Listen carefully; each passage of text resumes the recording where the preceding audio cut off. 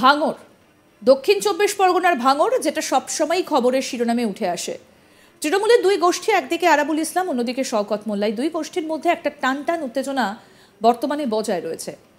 এরই মধ্যে আমরা জানি যে আদালতের নির্দেশে সপ্তাহে 2 দিন পঞ্চায়েত অফিসে যেতে পারবেন আরাবুল ইসলাম, এবং সোমবার আলগা মনোভাব রাখলেও বৃহস্পতিবার আরাবুলের ক্ষেত্রে কিন্তু কড়া মনোভাবে নিল পুলিশ আধিকারিকরা। ভাঙড় 2 পঞ্চায়েত সমিতিতে ঢোকার আগে আরাবুল ইসলামের গাড়ি চেকিং করল পুলিশের আধিকারিকরা। তার পাশাপাশি যে সমস্ত কর্মী সমর্থকরা এসেছিল তাদেরকে ব্লকের সামনে থেকে কার্যত লাঠি উঁচিয়ে তাড়িয়ে দিয়েছেন পুলিশ কর্মীরা। আদালতের নির্দেশ, সপ্তাহে 2 দিন ভাঙড় 2 পঞ্চায়েত সমিতিতে আসার অনুমতি পেয়েছিলেন আরাবুল ইসলাম। সোমবার প্রথম আরাবুল ইসলাম ভাঙড় 2 পঞ্চায়েত সমিতিতে আসেন। সেখানে আরাবুল ইসলামের পাশাপাশি বহু অনুগামী উপস্থিত হয়েছিলেন। সোমবার আলগা মনোভাব দেখালেও বৃহস্পতিবার কার্যত কড়া মনোভাবই দেখালো পুলিশ। আরাবুল ইসলামের সঙ্গে যে সমস্ত গাড়ি এসেছিল তাদেরকে ব্লকের সামনে থেকে সরিয়ে দেওয়া হয়েছে।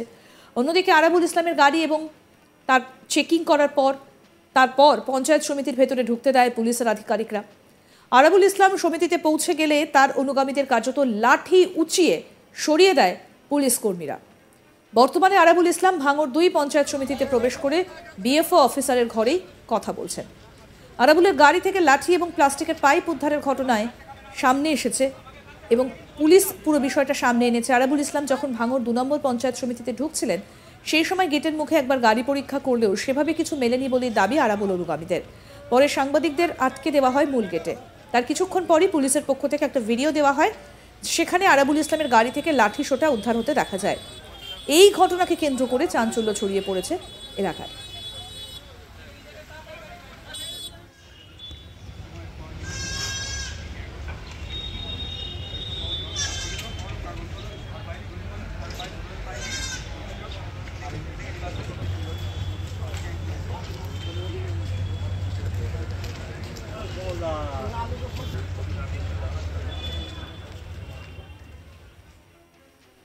আরাবুল ইসলামের ছেলে কি বলছেন শুনবো।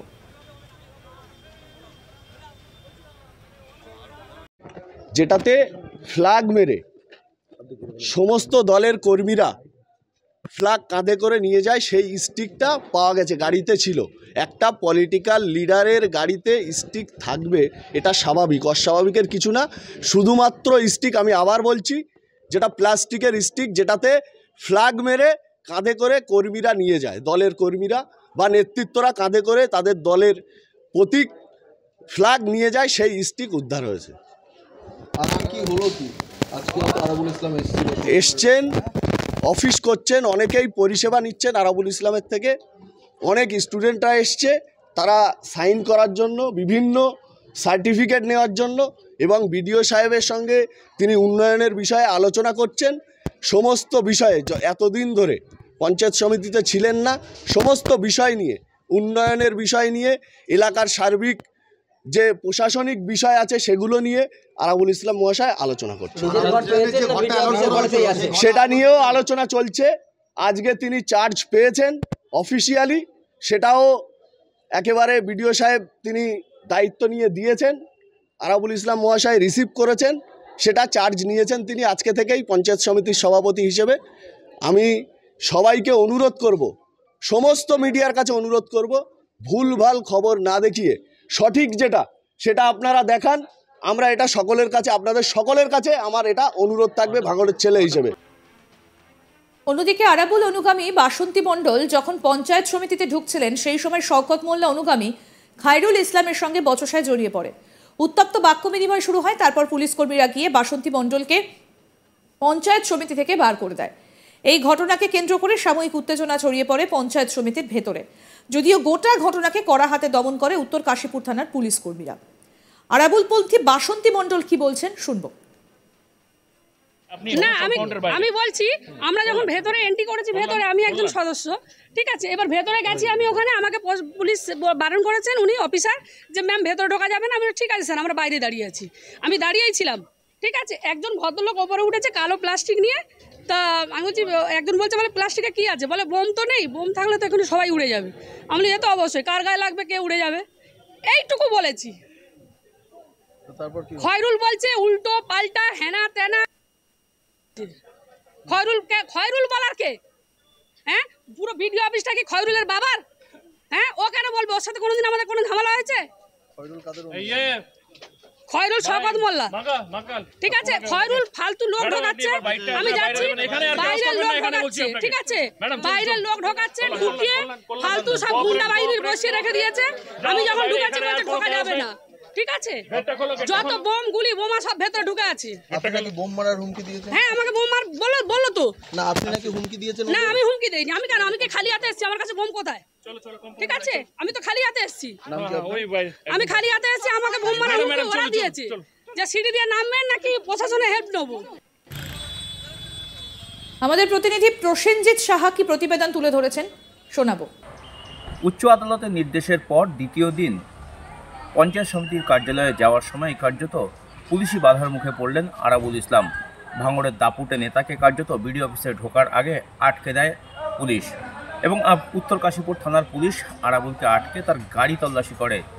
পুলিশের দাবি আরাবুলের গাড়িতে অস্ত্রশস্ত্র রয়েছে কিনা সেটা খতিয়ে দেখার জন্য তারা গাড়ি তল্লাশি করছেন এবং এই ঘটনা যখন ঘটে তখন কার্যত আরাবুলের সাথে পুলিশ কর্মীদের কার্যত বচসাও হয়। আরাবুলের দাবি তাকে হেনস্থা করতেই শওকত মোল্লার নির্দেশে এই ধরনের পুলিশি তৎপরতা শুরু হয়েছে। তবুও পুলিশ কর্মীরা কোনো কথায় কান না দিয়ে তারা আরাবুল এবং আরাবুলের সাথে আসা সমস্ত গাড়িগুলি পরীক্ষা নিরীক্ষা করেন এবং সেখানে একটি গাড়ির মধ্যে থেকে বেশ কিছু লাঠি ছোটা উদ্ধার হয়। সেই লাঠি ছোটাগুলি নামিয়ে রাখে পুলিশ এবং অন্যদিকে আরাবুল ইসলাম সহ অন্য যারা ছিলেন তাদের সকলকে সরিয়ে দিয়ে শুধুমাত্র আরাবুল ইসলামকেই বিডিও অফিসে প্রবেশের অনুমতি দেয় পুলিশ কর্মীরা।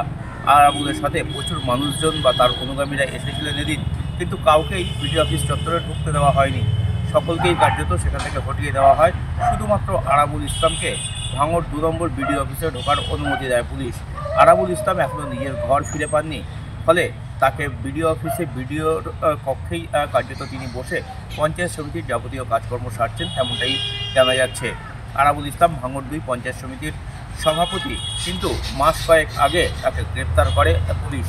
আরাবুলের বিরুদ্ধে গত পঞ্চায়েত নির্বাচনে ভাঙড়ের বিজয়গঞ্জ বাজারে যে তৃণমূল এবং আইএসএফের মধ্যে সংঘর্ষের ঘটনা ঘটেছিল, যে সংঘর্ষের ঘটনায় একাধিক প্রাণহানির ঘটনা ছিল, সেই ঘটনাতেই কার্যত আরাবুল ইসলামকে দোষী সাব্যস্ত করে তাকে গ্রেপ্তার করেছিল পুলিশ। তার বিরুদ্ধে অভিযোগ উঠেছিল এবং সেই মামলা এখনও চলছে। আরাবুল কার্যত জামিনে মুক্তি পেয়েছেন এবং সেই জামিনে তিনি বাড়িতেই ছিলেন, কিন্তু অবশেষে আরাবুল উচ্চ আদালতের কাছে আবেদন জানান যে তিনি যেহেতু পঞ্চায়েত সমিতির সভাপতি, তার অনেক সরকারি কাজকর্ম আটকে থাকছে এবং সাধারণ মানুষ তারা সমস্যায় পড়ছেন। আরাবুল ইসলামের সেই আবেদন শুনে 2 দিনের জন্য সপ্তাহে করে তাকে ভাঙড় 2 নম্বর বিডিও অফিসে যাওয়ার অনুমতি দেয় উচ্চ আদালত। আর সেই আদেশ বা নির্দেশ মেনেই কার্যত আরাবুল ভাঙড় 2 নম্বর বিডিও অফিসে যাওয়া শুরু করেছেন। বৃহস্পতিবার ছিল তার দ্বিতীয় দিন, আর এদিনই যখন তিনি বিডিও অফিসে ঢুকতে যান তখনই কার্যত পুলিশি বাধার মুখে পড়েন এবং তার গাড়ি পুলিশ তল্লাশি চালায়। আরও আপডেট পেতে দেখতে থাকুন আজ তাক বাংলা।